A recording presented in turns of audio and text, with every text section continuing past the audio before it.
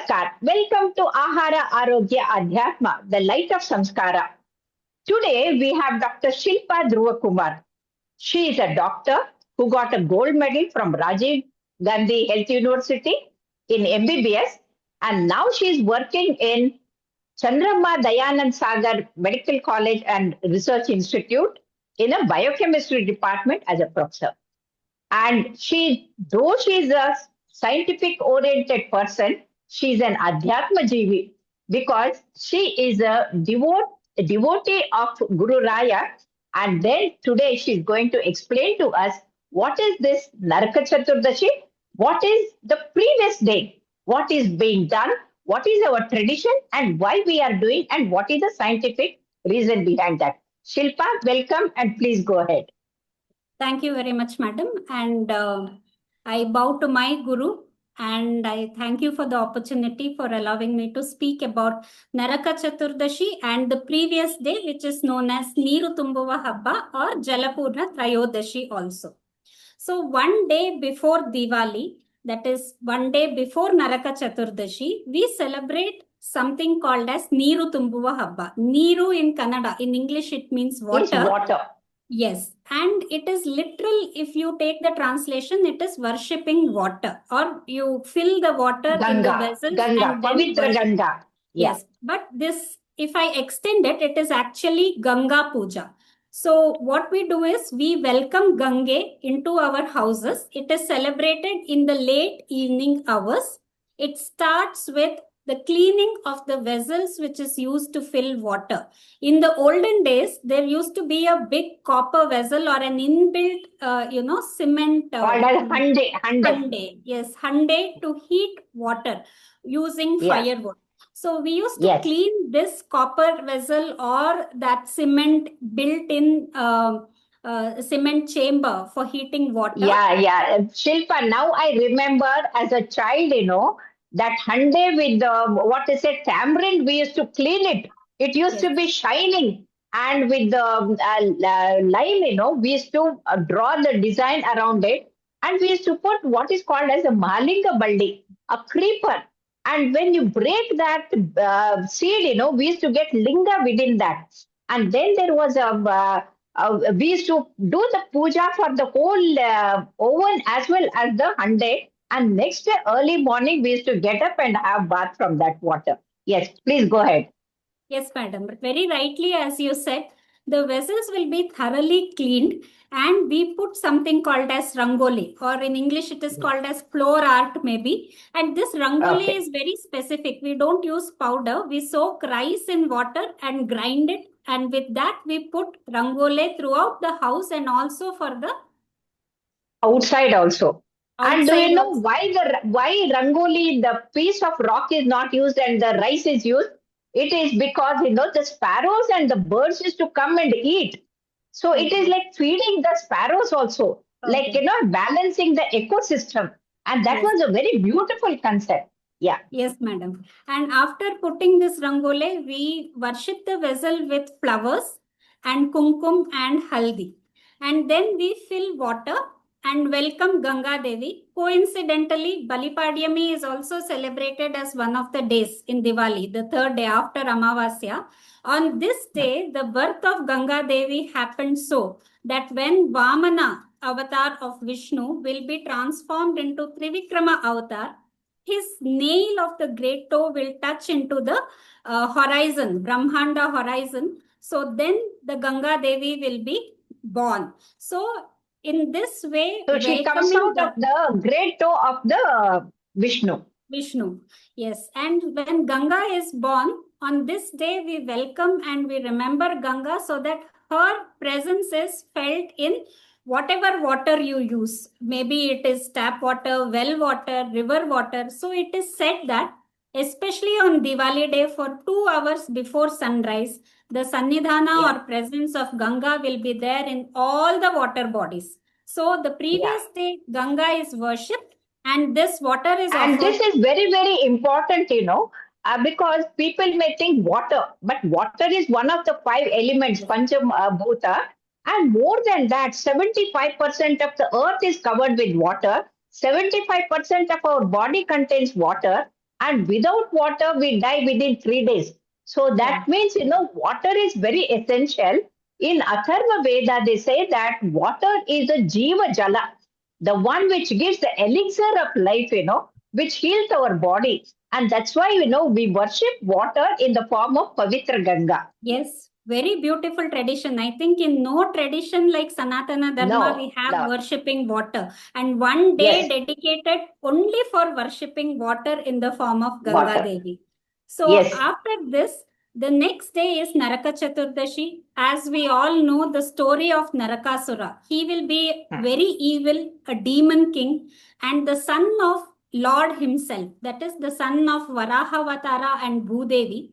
Krishna is also an avatara of Vishnu. So it is Krishna's son only. But still, Krishna, but Krishna, even though he is his son, because he will be evil, he will not be following any righteousness and he will be causing so much trouble for all the citizens. He will make sure that he is killed.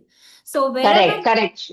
Yeah, Shilpa, here I would like to add, this Narakasura, though he is a son of Lord Vishnu in the Varaha Avtara, but still, he wants to be immortal. Nobody should kill him. So he does a Ganugur tapas. And then he asked Brahma to make him immortal. Brahma says that cannot be given to anyone. You can ask any other boon. Then he says, being the son of Bhudevi, he thinks that the mother will not kill him. And that's how, he says, nobody should kill me except my mother, that is Bhudevi. I'm the son of Bhudevi. But then, the Subhadra, the wife of Krishna, happens to be the incarnation of Bhudevi. And that's how, Krishna sees that Subhadra kills him rather than he himself killing. Yes, Satyabhama, madam. Satyabhama. Sorry. Yes. I'm sorry, Satyabhama. Yes, very rightly said. Satyabhama will have that one amsha of Bhudevi. So technically he will be killed by his own mother.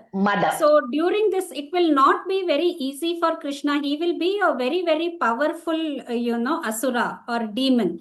And there will be another asura, Murasura, who will be guarding his fort. So Krishna will kill Murasura, and that is why he is also known as Murari. So after killing, correct. So Murasura, after killing Murasura, after killing this demon king Narakasura, he will be smeared with blood from the demon king. So when he returns to his hometown, all the citizens, especially the elderly women folk, they will, as a purification ritual, they will smear or apply oil to Krishna and give him. Yes, and with love and it's devotion. Abhyanga Snana, it is something very, very auspicious. Yeah. Yes. And they will give him a hot water bath after smearing with oil. So this tradition is followed even now. On Naraka Chaturdashi day, before sunrise, what we call Brahmi Muhurta, all the ladies, the elderly people, they make all the younger ones sit on a wooden platform, and then they, smear oil either with a gold ring or with a flower, parijata flower or jasmine, or they offer oil to God, and they put oil and they give oil bath to all the family members. Everyone in the family. Yes, everybody in the family with the water which was worshipped the previous day. They heat up the water which was worshipped the previous day and give an oil bath as a purification ritual, so that whatever adharma we have in our mind, not only physical purity, but whatever in the 1 year period, what adharma has creeped into our minds. So let that wash away. Yes, let that get washed away with this beautiful story of Lord. Narakasura was so evil that he had, nobody could light lamps during his reign. So when Krishna kills Narakasura, he has made a very, very, generous opportunity for us all to light lakhs of lamps. So as gratitude, we need to remember this, and we worship the Lord as Trivikrama Avtara and Krishna, and do this Abhyangana Snana. And also, almost all the temples everywhere, we have a Laksha Deepotsava. That means 1 lakh, more than 1 lakh Deepa or Diyas are lighted. Not the electric bulbs or brought from another country. We used to have our own earthen lamp with the deep lighted. And here, the oil is a indication of ahankara or ego. And the wick is a indication or symbol of ajnana. And so when we imbibe this oil and then burn the wick, we will have the sujnana. That's why, from going from the darkness to the light, going from adharma to the dharma, and going from what to say, the wrongdoings to the right doing, and reaching the from the sin to the punya, and that is what it indicates. And also it indicates that it is the victory of good over the evil, because after killing him, he releases 16,000 women who are in his jail. Yes, madam. Very rightly said.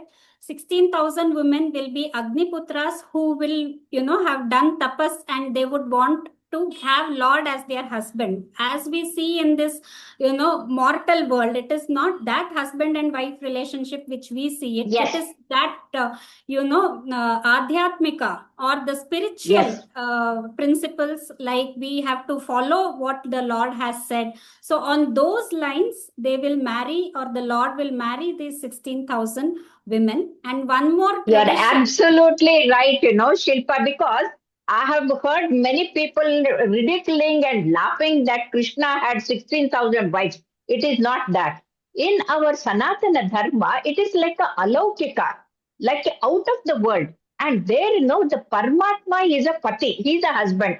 And all his people, we are the bhakta or worshippers, we are patni, that is wife. And in that alaukik relationship, like you can see, Mirabai worshipping Krishna as her husband, Akka Mahadevi